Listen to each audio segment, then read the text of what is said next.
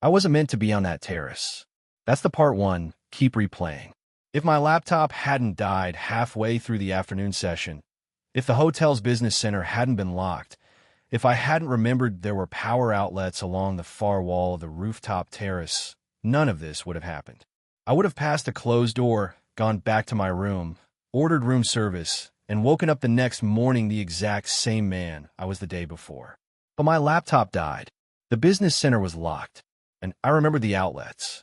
So I pushed open the terrace door, stepped into that warm, golden afternoon, and froze.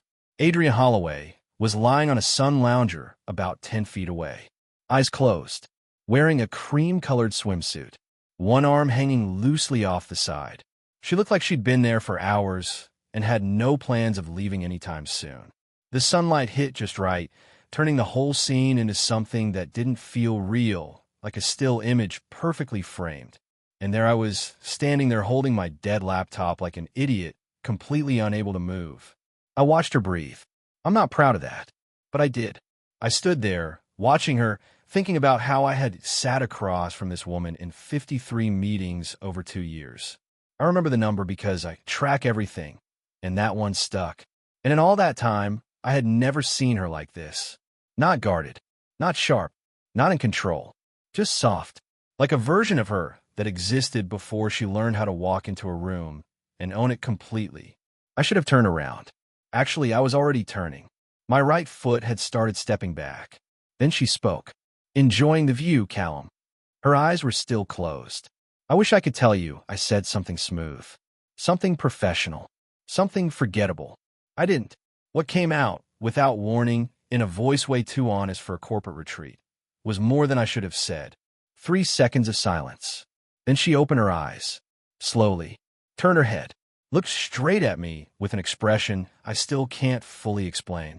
It wasn't surprise. It wasn't quite amusement either. It was something slower, like she was deciding what it should be. She held my gaze for what felt long, but was probably 4 seconds.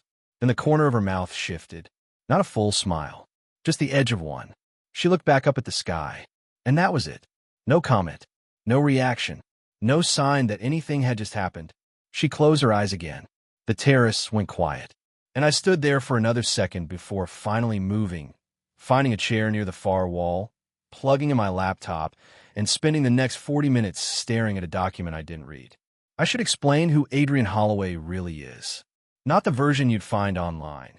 The polished headshot, the awards, the quotes in business magazines about how she built Crestwood Advisory Group from 2 people in a borrowed office in one of the most respected mid-sized strategy firms in the Pacific Northwest. That version is real, but it's curated. The version I knew after 2 years working under her as a senior strategist was harder to explain and somehow simpler at the same time. She read every document before signing it, remembered people's parents' names after hearing them once. And when she was deep in thought, she had this habit, pressing her thumbnail lightly against her lower lip. Not biting it, just resting it there while staring at something no one else could see. I noticed that about 46 meetings ago. And for 46 meetings, I told myself it didn't mean anything. She had copper red hair, cut short on the sides, longer on top. When she walked into a room, she moved like someone who already knew exactly where she was going and how to get there faster than anyone else. She was 41, 12 years older than me, running a company of 60 people with a kind of quiet authority that never needed to raise its voice. She was my boss. That was the most important fact, the one that ended every thought I had about her for 2 years. Until the terrace. The retreat itself was routine. Annual. 3 days at a coastal hotel in Carmel. Senior staff only. Strategy sessions, planning meetings, and what Adrienne called calibration conversations, which basically meant structured talks about where the company was heading and what it needed to get there. I've been twice before. I was good at retreats. I asked the right questions, spoke when it mattered, socialized just enough to fit in without overdoing it. I was reliable in every measurable way. My name is Callum Reeves. I'm 29. I grew up in Portland, moved to Seattle for grad school in organizational strategy, and stayed because the city fit how I think, quietly, with good coffee nearby. I've been at Crestwood for 2 years and 4 months. Before that, I spent 18 months at a startup that burned through its funding and collapsed without warning. That experience taught me something simple. The safest place to stand is a step back from the edge. I applied that rule to everything.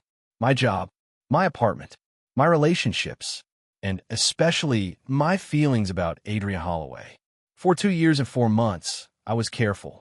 So careful that I almost convinced myself there was nothing to be careful about.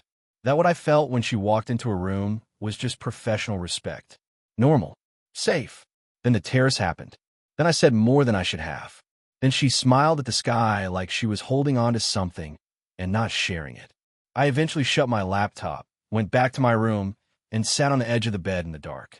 Outside, I could hear the ocean, and I couldn't stop thinking about one thing. She said my name before I said a word. She knew I was there. She knew the whole time. Before we go further, take a second and look at that subscribe button. If you're enjoying this so far, don't forget to like, comment, and subscribe. It really helps the channel grow and lets me bring you more stories like this. And tell me in the comments, what do you think happens next? Now, back to the story. She was already speaking when I walked into the morning session. I was 2 minutes late, which almost never happens, and every seat at the table was taken. I grabbed the one near the door, which put me directly in her line of sight the entire time. She didn't pause, didn't look at me, just moved through the agenda like always, focused, sharp, efficient, clicking slides, answering questions, keeping everything on track. If anything had happened the day before, there was no sign of it. And I told myself that was a good thing. I spent most of that morning convincing myself of things I didn't fully believe. By lunch, I made a decision: act normal. Not forced normal. Not fake. Just the same steady, reliable version of myself that had gotten me through 2 years at Crestwood without a single issue. I was good at that version. I've been practicing it since day one. I was at the coffee station when she walked up beside me. Not too close. Just a professional distance. Reaching past me for a cup, but close enough that the space suddenly felt smaller. "The Whitmore account," she said, pouring coffee. "I want a second look at the risk section before Friday's presentation." "Your office." 4 o'clock. "Sure," I said. "Of course." She picked up her cup and walked away. I stood there for a second, then poured my own coffee and found a seat. And I noticed, very carefully, definitely not overthinking, that she hadn't looked at me once during that entire exchange, which I told myself was completely normal. It wasn't. Back in Seattle, the 4 o'clock meeting happened. Then another one, 10 days later. Different files. Different questions. Same late afternoon timing. Same pattern. The conversation would start with work, then slowly drift somewhere else without either of us guiding it there. One time, she asked how I ended up in organizational strategy. I told her the truth, that I've always been good at noticing how people inside systems work against the systems they're supposed to be part of, and it seemed like a skill worth using. She studied me for a second and said, "That's more self-aware than I expected." I wasn't sure if that was a compliment. I thought about it for 3 days. I started learning things about her that weren't in any public profile. She built Crestwood in 12 years. Started with 2 clients and a shared office in Belltown. She takes her coffee black, but her tea with 1 sugar. She has a younger sister in Halifax she calls every Sunday. And when something genuinely surprises her, her laugh comes out low, almost caught off guard. I noticed everything. At some point, I stopped pretending I wasn't. Once, in the middle of a conversation about a difficult client, she asked me, "Do you ever get tired of being the steadiest person in the room?" I said, "I didn't realize it was that obvious." She replied, "It's not a criticism." I didn't say what I was actually thinking, that I wasn't steady, not really, and that a big part of that had her name written all over it. Then Grant Ashford showed up. He flew in from the Chicago office on a Thursday morning. The company-wide email introduced him as a senior partner handling a portfolio integration review. He was tall, confident, the kind of person who walks into a room like he's never once questioned if he belongs there. He took the corner office on the 6th floor, and within 48 hours it became obvious, at least to anyone paying attention, that he and Adrienne had a history that went back several years before this job. I was paying attention. I saw him stop by her office twice in one morning. Saw her smile at something he said, not the polished kind, but something more natural. I noticed the moment during a team briefing when he rested his hand on the back of her chair. It was quick, small, easy to miss. Most people missed it. I didn't. And I told myself to stop noticing things. 3 weeks into Grant's visit, Adrienne and I were the last 2 people left in the office on a Wednesday night. We were finishing a client presentation that had suddenly been moved up. Around 9 o'clock, everyone else had gone home, and it was just us, sitting across from each other at the conference table, surrounded by takeout boxes and too many open files. Outside, the city was dark. She had taken off her jacket, sleeves rolled up, reviewing a data section with a pen, making small notes, pressing her thumbnail lightly against her lip. I watched her do it. She looked up and caught me. "What?" she asked. "Nothing," I said. She held my gaze for a second, then went back to the document. "You've been quiet all night."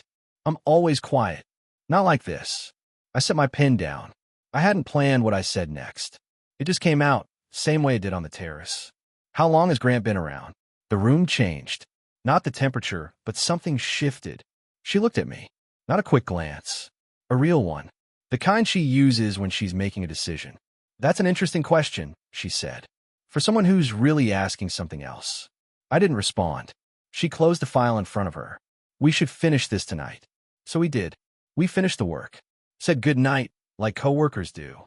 Nothing more. I rode the elevator down alone, walked to my car in the rain, and sat there longer than it takes to think one clear thought. On the drive home, I kept replaying what she said, not just her words, but what she pointed out, the question underneath the question. My phone buzzed at 7:00 for the next morning. Before I even looked at it, I knew something was off. No clear reason, just a feeling. The kind that hits your chest before your mind catches up. Like your body hears the news first. It was a calendar alert. An all-hands leadership call at 8 o'clock. I told myself I was overthinking. I wasn't. I ended up on that call by mistake. A junior coordinator copied me by accident, and no one noticed until I was already listening in. The call had been going for 4 minutes when I joined. I stayed on for about 60 seconds before someone saw my name. A message popped up. "Callum, you're not supposed to be here. Removing you now." But in those 60 seconds, I heard enough. I heard Grant's voice, calm, steady. The Reeves position. I know there's some sensitivity around it. "Adrienne, but the numbers don't work unless we make cuts at the strategy level." And his role is the one that makes the most sense on paper. Then silence. Then I was disconnected. I sat at my kitchen counter without moving. My coffee went cold. Outside, Seattle looked like it always does in November. Gray sky, wet streets. The kind of morning that makes everything feel heavier than it should. I kept thinking about that phrase. Some sensitivity around it. The way he said it. I got dressed and went to the office. Adrienne's door was closed when I arrived, which almost never happened before 9.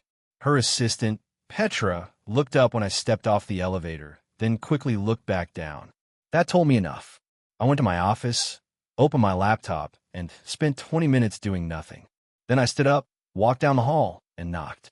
"Come in." She was standing by the window, not at her desk, not on a call, just looking out at the street, arms loosely crossed. She turned when I walked in, and for the first time, I saw something on her face I had never seen before. Not stress, something deeper than that. Like she had already made a decision and didn't like it. "You were on the call," she said. "For 60 seconds. How much did you hear?" "All of it." The exact words. Her jaw tightened just a little. She moved to her chair, placing her hands on the back of it, like she needed something steady. "Sit down, Callum." I sat. What she told me next, she said quietly. No distance. No usual professional tone. "Grant Ashford didn't show up here by chance. 3 years ago, in Chicago, they were together. For 2 years. Serious enough that she made choices she wouldn't have made otherwise. When it ended, she left the city. Crestwood, this company, she built it from nothing. Partly because she needed something that was fully hers. No connection to that past. When she saw his name assigned to this review, she flagged it as a conflict. They ignored it. Sent him anyway. Since arriving, he'd been watching. Noticing things. The late nights. The shift in how people talked about us. 2 weeks before that call, I joined by accident. He told her directly, create distance, or he'd file a formal complaint with HR. She had been protecting me. Every short conversation, every meeting that ended early, every moment I thought she was pulling away.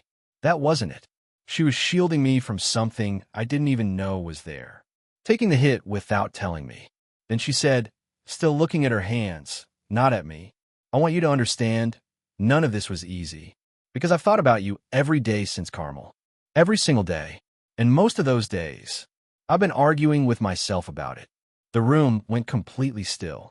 I looked at her copper red hair, the way she was holding herself, like she had just said something she couldn't take back, and was waiting to see what it would do. I said, thank you for telling me. Then I stood up, and I left. I know how that sounds. I do. But something in my chest shut down. Some old instinct that knows how to walk away before things get too real, before they cost too much. It took over before I could stop it. I went downstairs, walked 3 city blocks in the rain, and convinced myself I did the right thing. 3 days passed. I worked, answered emails, acted normal. On the 4th day, at 10 in the morning, Grant walked into my office. He closed the door behind him. That told me everything. He sat across from me, relaxed like someone delivering news he had already accepted. He told me my role was being eliminated in the restructure.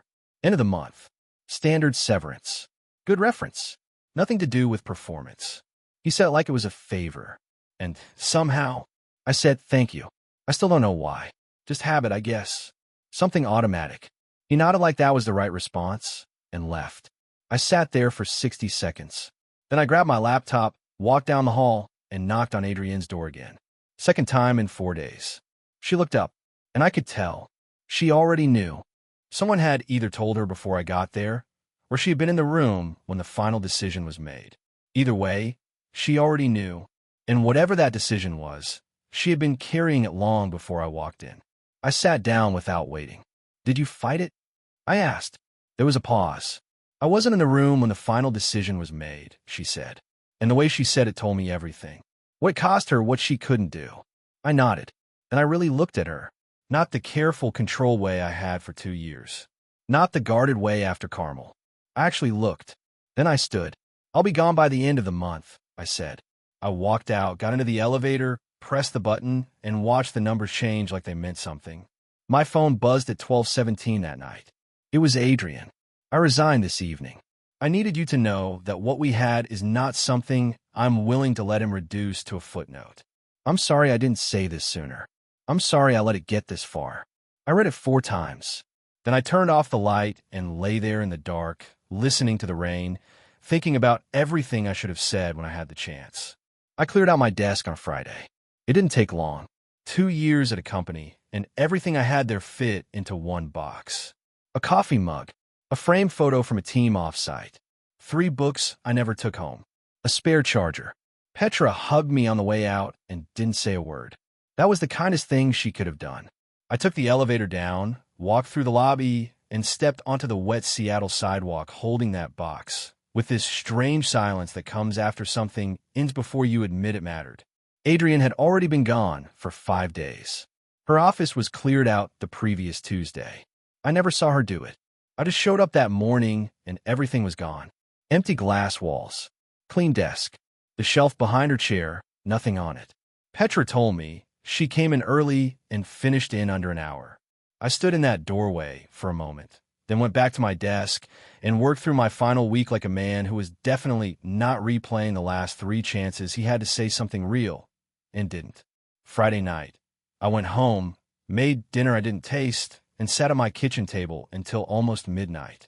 And I kept coming back to one thing. My whole adult life, I've been the kind of person who stays just far enough from anything real so I can walk away clean if I need to. I called it being smart, careful, practical. But sitting there that night, I saw it clearly. It wasn't wisdom. It was habit. And that habit had just cost me something I wasn't okay losing. I barely slept. Saturday morning, I called Desmond, a former colleague who knows people the way some people know maps. I told him I was trying to find Adrienne. Not in a weird way. I added. He told me not to explain. He made 2 calls and got back to me in 20 minutes. She was doing independent consulting now, working out of a small office in Eastlake. And most mornings, she stopped at a place called Groundwork near the water before heading in. He said she seemed okay, figuring things out. I sat with that information all Saturday and most of Sunday. Monday morning, I drove to Eastlake. Groundwork was small, warm, windows slightly fogged. The kind of place with quiet background noise and regulars who stay a while. I walked in, and there she was. Corner table, by the window, tea in front of her, laptop open, focused, still, the same way she always is when she's locked into something. The light caught her copper-red hair. She hadn't seen me. I walked over and stopped beside the table. She looked up. For a moment, neither of us said anything. She studied my face the way she always does when she's deciding something. Calm, focused, no rush. Then she closed her laptop. Sit down, Callum. I sat. You didn't have to resign, I said. I know, Callum. I know, she said. Then again, quieter. I didn't do it for strategy. I did it because I was tired of making decisions based on what someone else could use against another person. She stopped, then started again. I was tired of it. I leaned forward. I walked out of your office twice, I said. Both times I had something to say, and I didn't say it. I'm not doing that again. She didn't look away. I meant what I said on the terrace, I said. I meant it then. I mean it now. And I've meant it every day in between. I paused. I know the timing is messy. I know we're both figuring things out. There's no clean version of this. Another pause. I don't want a clean version. I want the real one. Something shifted in her face. Not big, just quiet, like something that had been held in place, finally let go. I've been working on a business plan, she said. Okay, a real one. My own firm. Smaller than Crestwood. Different structure. I already have 2 clients interested. That doesn't surprise me. I'm telling you because I'm not standing still. I have a direction. She paused. What I don't have is a reason to keep talking myself out of the one thing that's made the most sense to me in a long time. She looked at her tea, then back at me. You showed up here on a Monday morning to tell me you meant something you said on a terrace 6 months ago. Yes, that's either very certain or very reckless. I've spent my whole life being careful, I said. I want to try something else.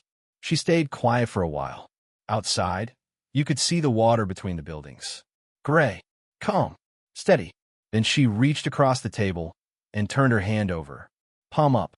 I placed my hand in hers. It was small, simple, but it was the most real thing I'd done in a long time. Not overwhelming, not dramatic, just right. We stayed there for 2 hours. We talked about our business. My next steps. How hard it is to build something new when the old version of you keeps trying to take over. We disagreed on 2 things. Agreed on 6 others. At one point, we laughed at something neither of us could explain to anyone else. When we finally stood up, she picked up her notebook and looked at me with that same expression I saw on the terrace in Carmel. The one I still can't name. For what it's worth, she said, I knew you were going to say something real that day before you said it. The way you stopped walking. Then she smiled. Not the small one. Not the professional one. The real one. And I'm glad you did. We walked out together into the Monday morning. And for the first time in a long time, I didn't look back.